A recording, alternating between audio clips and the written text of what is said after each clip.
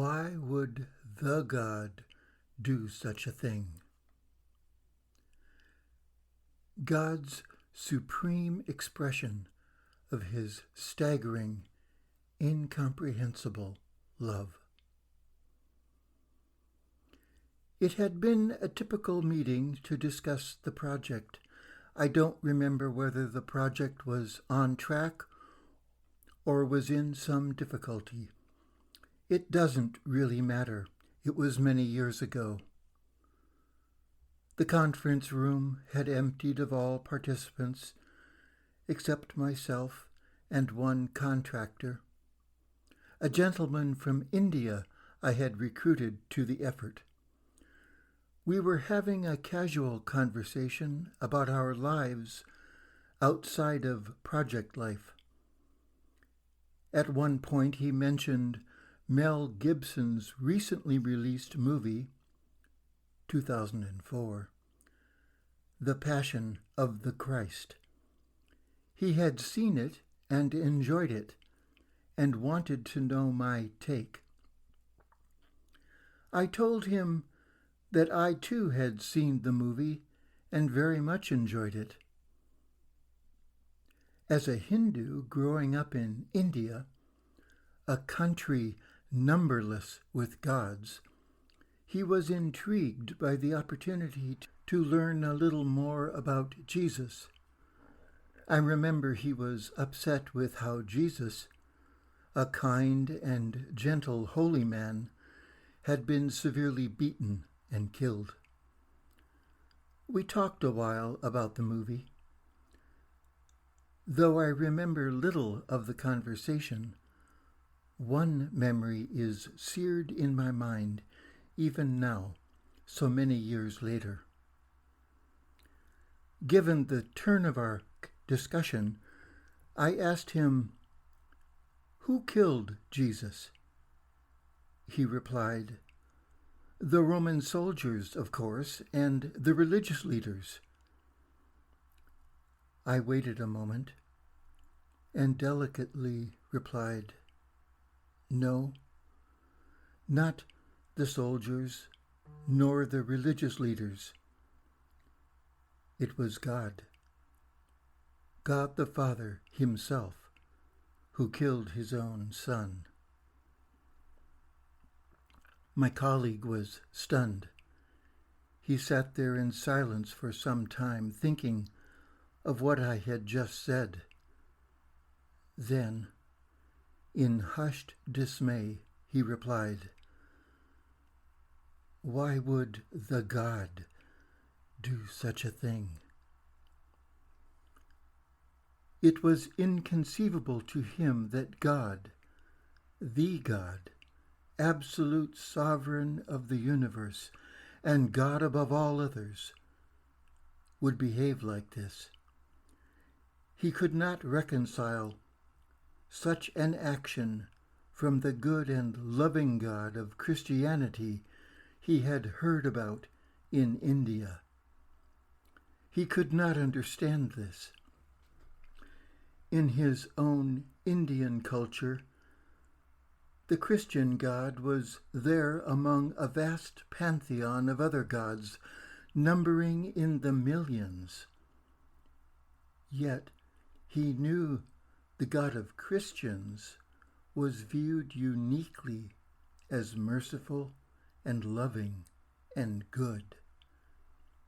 My friend simply could not imagine how that God could do such a thing. How could he kill his own Son, and to what purpose? It made no sense. I was not surprised at his response. It was understandable. It is so strange and unbelievable a thing as to have gone unnoticed by many people, even in the West. To be sure, many professing Christians are unaware of this penetrating and vital truth, yet it goes to the heart of God himself. It is the thing which sets the Christian God apart from all others, the thing unique and revealing, the distinctive that separates Christianity from all other faiths and gods in the world. And it is the litmus and crucible of coming to know God deeply. Although strange to our ears, we shall find it to be profound and beautiful, for it reveals God's very nature to us.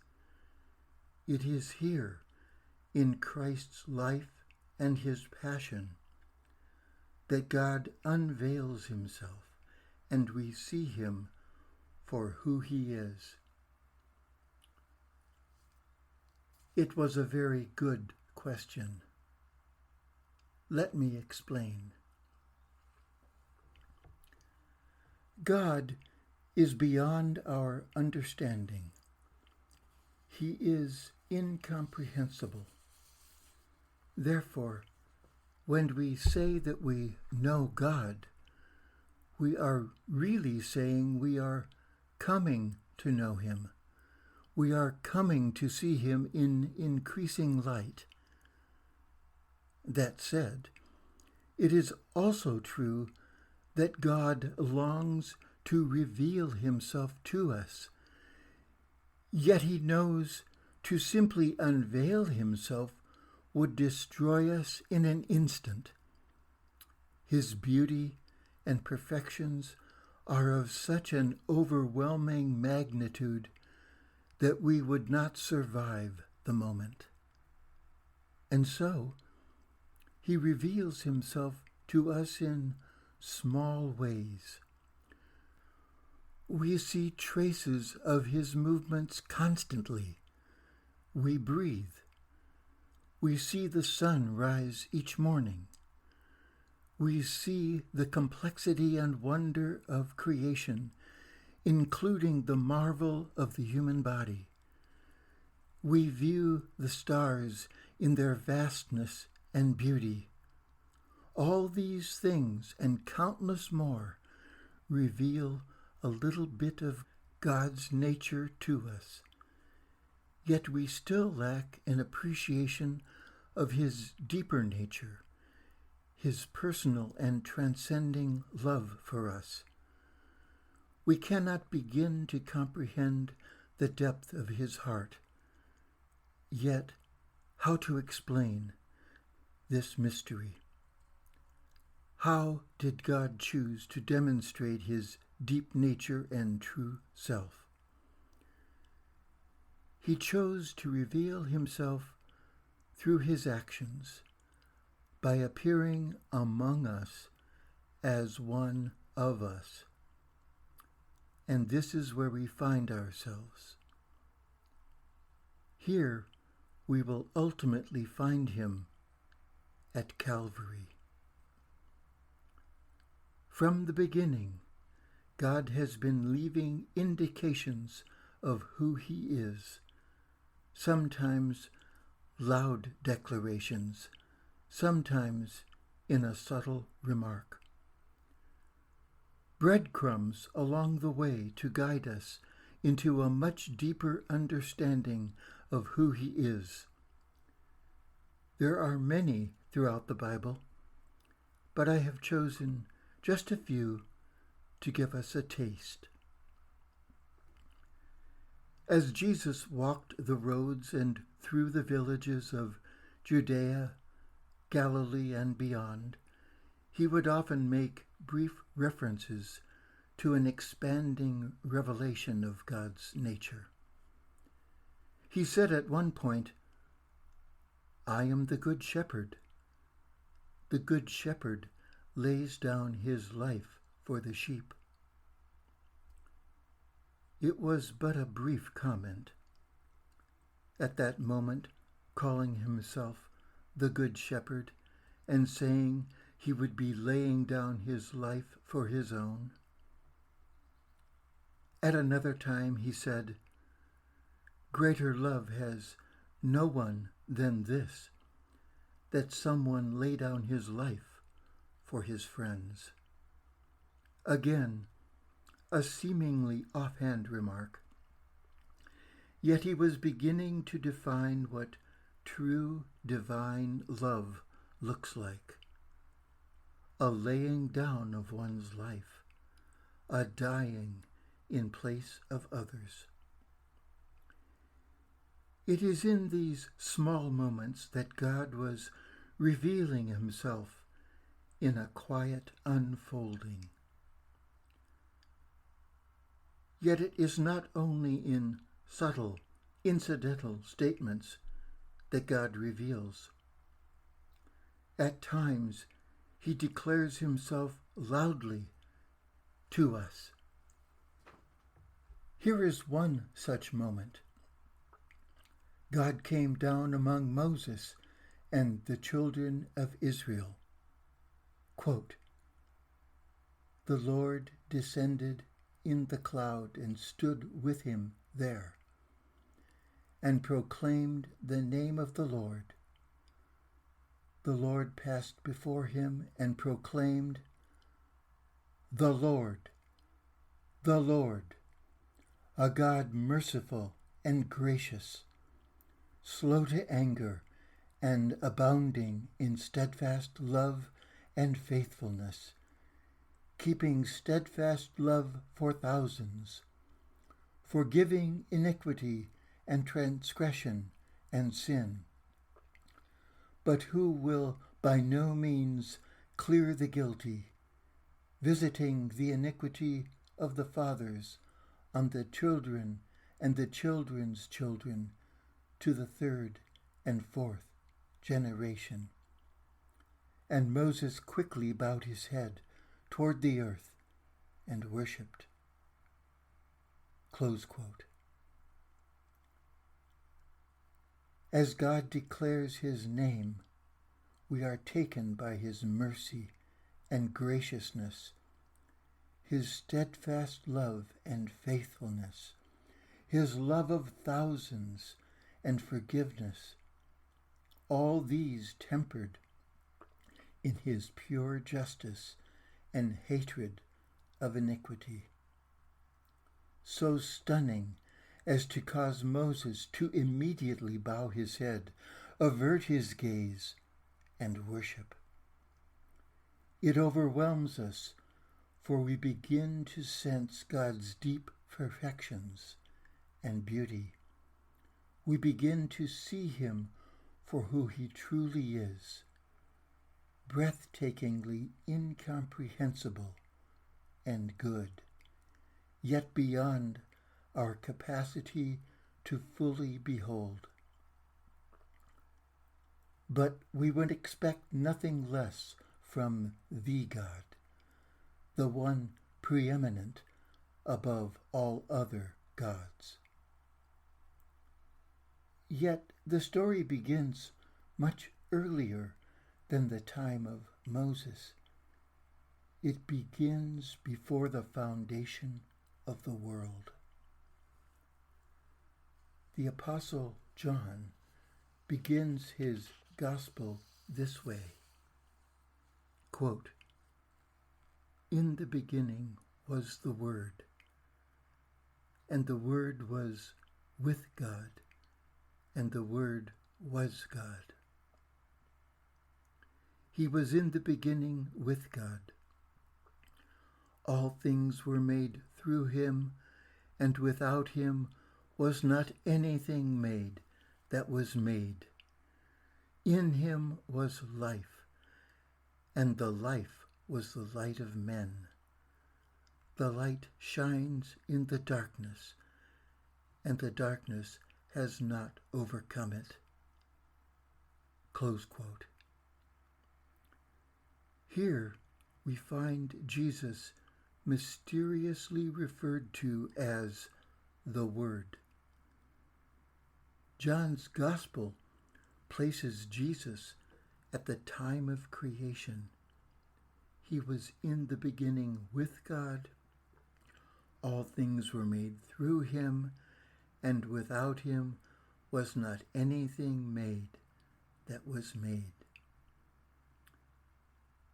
In the opening of Genesis, the first book of the Bible, there are a series of God said statements. It is the Word, Jesus himself speaking all of creation into being. It was through him that all of creation came to be. Think of it. Being itself rooted in the words of God. Yes, Jesus was there, and he was speaking. Having established Jesus' presence and actions at creation, his enduring place among the Godhead, and distinction as the Word, John brings us to his own time and experience. Jesus was not the unconventional wandering rabbi some assumed him to be, but the true light come among men, light coming into a dark world. Quote, "The true light, which gives light to everyone, was coming into the world. He was in the world, and the world was made through him. Yet the world did not know him. He came to his own, and his own people did not receive him. But to all who did receive him, who believed in his name, he gave the right to become the children of God, who were born not of blood, nor of the will of flesh, nor of the will of man, but of God. And the Word became flesh and dwelt among us, and we have seen his glory, glory as of the only Son from the Father, full of grace and truth." Close quote. The true light coming into the world, the Word become flesh. We see in John's account that not all accept him as the true light or God. His own people reject him, disregarding the very one who gave them breath and being. Yet those receiving him do so by the will of God. More than a man, he was the everlasting God, come now from all eternity into the realm of men, coming now into a dark world that was in desperate need of a Savior. But was this a surprise? Was this some action on God's part to fix a creation gone wrong? No. It was not some afterthought of a fix, not some remedy for a flawed creation, but the staggering and consequential way God chose to display the depth and beauty of his love for us. God knew from its beginnings that his creation, and man in particular, would devolve into darkness. The Apostle John puts it this way, quote, "But Jesus, on his part, did not entrust himself to them, because he knew all people and needed no one to bear witness about man, for he himself knew what was in man." Close quote. Jesus knew what was in man, a seed of rebellion. In each of us, there is a propensity to selfishness, a bent towards darkness and iniquity. Given man's limited knowledge of God, there is no way for man to right himself. Without God, without God's true light coming into our lives, we are all slaves to our broken nature. Even in our day-to-day lives, we often ignore the signs of things needing repair. The warning lights come on in our vehicles, advising us of needed maintenance. The roof only leaks a little. The extreme work hours are not really affecting my family, and so on. We fail to acknowledge the state of our lives until they collapse utterly broken. The prophets and other messengers of God repeatedly cautioned the children of Israel, and God constantly cautions us. It is the same story. God allows the world to spin down into a frustrating malaise, to shake us from our slumber and complacency. Sometimes a thing must utterly break before we acknowledge it needs fixing. God let the world go dark so that he might bring his light into the madness. In a very real sense, we need to experience life without him to know of our need for him. But what is it that we need?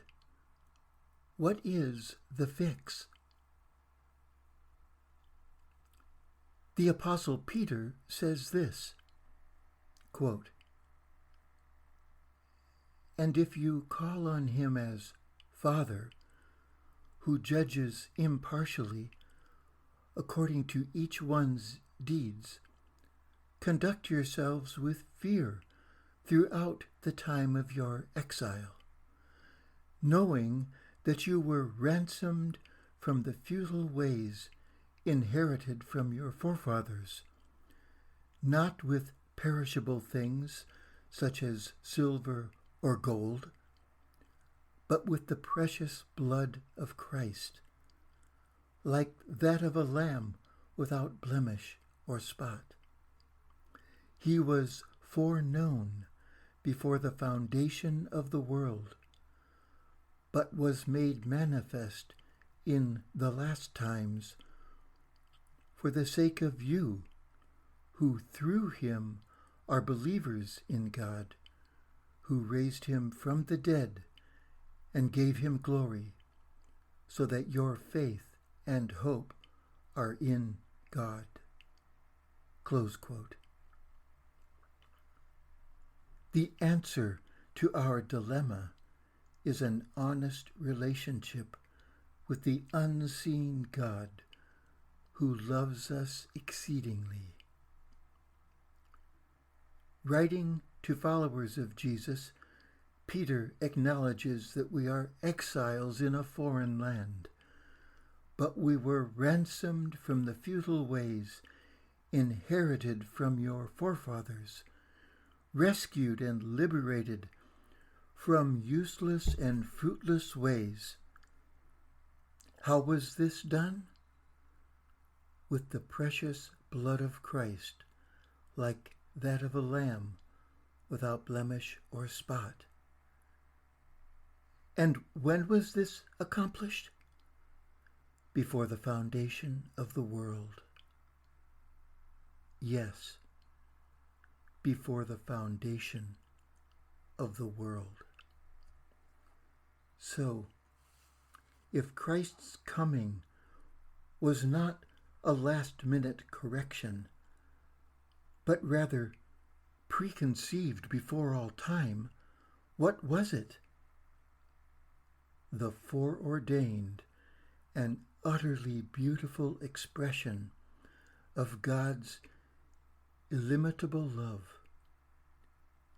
There was simply no other way for God to express the depth of his passion, his tender-hearted affection for us, than by sacrificing his own Son. In a very real sense, sacrificing himself. Are the words of Jesus coming back to you just now? I am the Good Shepherd. The Good Shepherd lays down his life for the sheep. Greater love has no one than this, that someone lay down his life for his friends. The God of everything, laying down his life in sacrificial love for his own.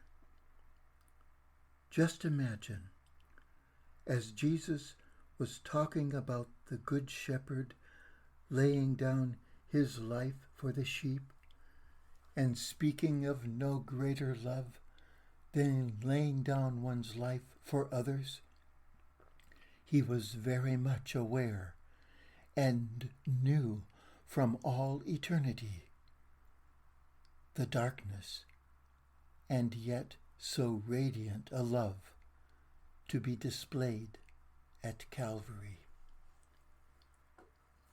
No, there were no surprises, not for God. Long ago, before the age of man, God envisioned this amazing plan to display his infinite and completely unfathomable love for us, a love sublime and pure, surpassing anything we could ever conceive or hope. But let's get back to my Indian colleague and his utter confusion at the notion that God the Father had killed his own Son. My friend had raised an important question. The most direct response to his inquiry lay in the poignant words of the prophet Isaiah, written some 700 years before the birth of Jesus. Quote, "Yet it was the will of the Lord to crush him. He has put him to grief. When his soul makes an offering for guilt, he shall see his offspring. He shall prolong his days. The will of the Lord shall prosper in his hand.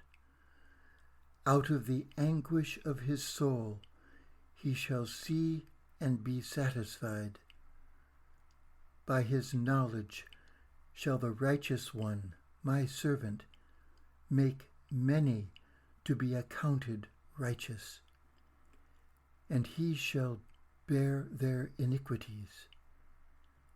Therefore I will divide him a portion with the many, and he shall divide the spoil with the strong, because he poured out his soul to death and was numbered with the transgressors. Yet he bore the sin of many and makes intercession for the transgressors." Close quote. It was this passage of Isaiah I was thinking of when I responded to my friend that day. The life of Jesus his death and resurrection, were nothing less than God's supreme expression of his staggering, incomprehensible love. A love so vast, so deep, so beyond our understanding, that God conceived the only means possible for us to begin to comprehend him. God would give himself, purposing this all before the foundation of the world, before his Son spoke creation into being, and before any darkness had entered the world of man. His desire was to share himself with us. He would lay down his very life, the eternal God laying down his own life, a simple yet profound expression of the depth of his beautiful love. God spoke creation into being, and he set his love upon us. He has overcome any darkness in his shattering light. The measure of his love clearly visible to all with eyes to see. And here is the best part. God is still speaking life into being, and we can know him.